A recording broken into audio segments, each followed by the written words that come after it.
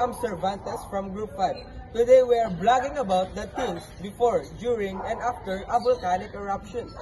So, before a volcanic eruption, our first thing to do is creating an emergency plan. Make a plan for your family and pets, including how to get in touch with each other if you are separated. Second, gathering supplies. Store food, water, and emergency supplies. Third, planning an evacuation route.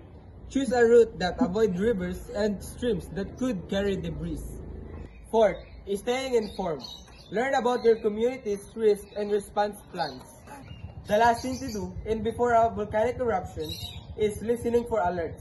Keep a battery-powered radio or TV on a listen for emergency information. So now we're going to tackle about the things that you must do during a volcanic eruption. First, listen to alerts. Stay informed about the eruption by listening to alerts from local authorities. Second, evacuate early. Follow evacuation orders and leave the area as soon as possible. Third, protect your skin. Cover your skin to avoid irritation from ash. Fourth, protect your eyes. Wear shades to protect your eyes from ash. The last, protect your respiratory system.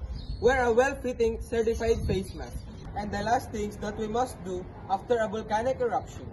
First, stay informed and follow official instructions.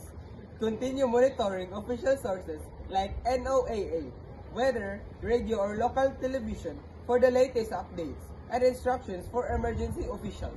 Second, inspect your home for damage. Once it's deemed safe, carefully inspect your home for structural damage caused by ashfall, tremors, or other eruption-related effects. Third, clear ash from your property. Volcanic ash can be heavy and cause structural damage if left to accumulate. Fourth, avoid ashfall areas and protect yourself. When venturing outdoors, avoid areas with heavy ashfall. Fifth, limit phone use and conserve resources.